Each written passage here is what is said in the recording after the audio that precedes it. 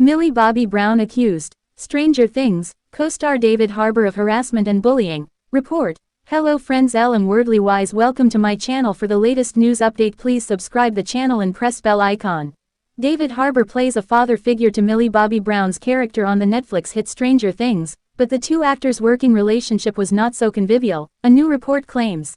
The UK newspaper The Mail on Sunday reports that Brown, who plays 11 on the show, accused Harbour, the actor behind Jim Hooper, of harassment and bullying, and that Harbour faced an internal investigation after she complained about his behavior. The Mail adds the allegations did not include sexual impropriety. Millie Bobby Brown filed a harassment and bullying claim before they started shooting the last season, a source told the newspaper.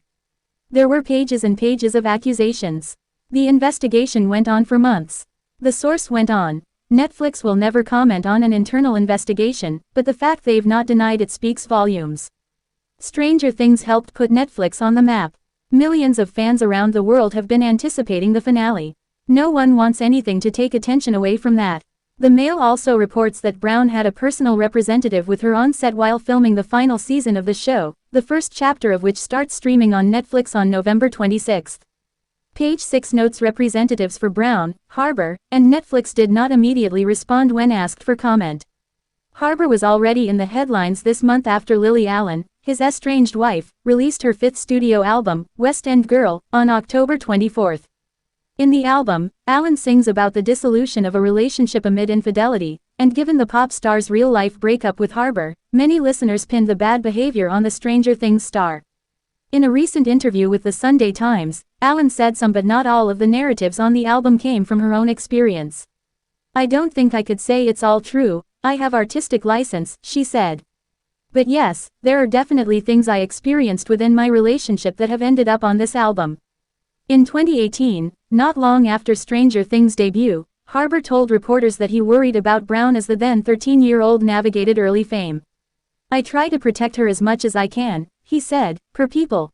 Stranger Things, Season 5 Volume 1 premiere, Wednesday, November 26. Netflix warning, the following post contains spoilers for Tulsa King Season 3 Episode 7, Art of War.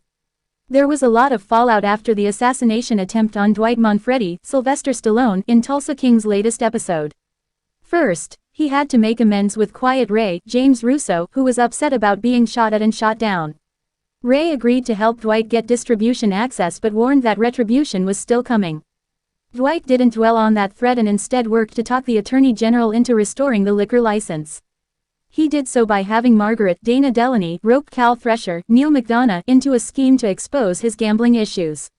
Meanwhile, Cole Bo Knapp dealt with another bout of verbal abuse from his dad, Jeremiah Dunmire, Robert Patrick, over his failure in the shooting.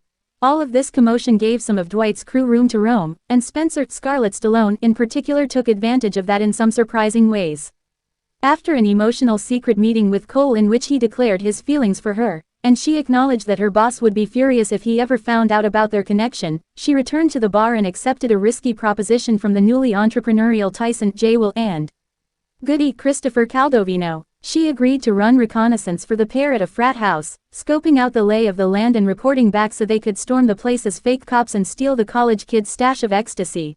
Spencer, who's otherwise been very low-key throughout her time on the show, really stepped up and revealed a new boldness and bravado that we hadn't seen from her yet, especially when she offered to sell the stolen drugs to other bartenders and DJs around town for a healthy chunk of the profits. To break down this bold new adventure for Spencer in this episode, TV Insider caught up with Scarlett Stallone. "What's it like working with your father in his first television series and having this role where you guys have such interesting interactions?" Scarlett Stallone: "I think it completely changed our relationship in general. When I was younger, Sly was always working, so there was a bit of distance in the relationship. However, getting to actually work alongside him has made us really understand each other and have more of a profound respect for one another. It's fun, but also, there's a little bit of pressure. I think every actor has their own individual kind of pressure, but in this case, he's helped me so much with everything when it comes to do with acting, and I love learning and working alongside him. Your character has sort of a fatherly relationship with Dwight in a way. Can you talk about just establishing that dynamic between them? I think that Spencer was really lost when she first came onto the scene. She already is quitting her first job, and now she's on to her second job. I started working when I was 19, so seeing her character go from before Dwight, Then after meeting Dwight, and how much she's trying to find herself throughout that due to the help of Dwight really makes her more grown and actually gives her more of an arc in the story. Season 3 really pulls some new threads from this character, especially with the relationship with Cole. What do you think it is that she sees in Cole? Is it just the rescue element that brings her attention to him, or do you think there's more? I mean, I think every girl likes a bad boy, so, I think that's kind of what drew her in. She's very innocent, she has no idea what she's getting into when she meets Cole. I love the relationship itself because she has no idea who he is. And all she did was see a very kind guy help her when she was in trouble. But she did see a little bit of a rebellion in him, too, which drew her in so much. I think it's really cute, their relationship. I think it's, you take the innocent girl and then you take the bad boy, but she slowly starts to find out who he is throughout it, and she starts to doubt it. And now she has to choose whether she wants to stay with him or not. In the episode before this, we saw some of his complicated family relationship and what he's willing to do for his father when he stormed the party and destroyed the 50-barrel. Do you think that changed her opinion of him? Oh, completely. I think she knew exactly what she was stepping into, but I think that the youngness, the little bit of immaturity in her was like, I kind of also want to be a little bit of a rebel. I want to stay with him. So, I think that when she first saw him and saw how much of a ruckus he's made, she doesn't really stop that kind of passion with him. She wants to keep going. In this episode, they get back together and talk in the truck, and she mentions that she knows Dwight would be angry at her for being there. What is she willing to risk for this relationship? Well, I think she doesn't know exactly what she has to lose. And knowing that she's best friends with Tyson, she has everything to owe to Dwight because he has started her life and has given her a job at the $2 bar.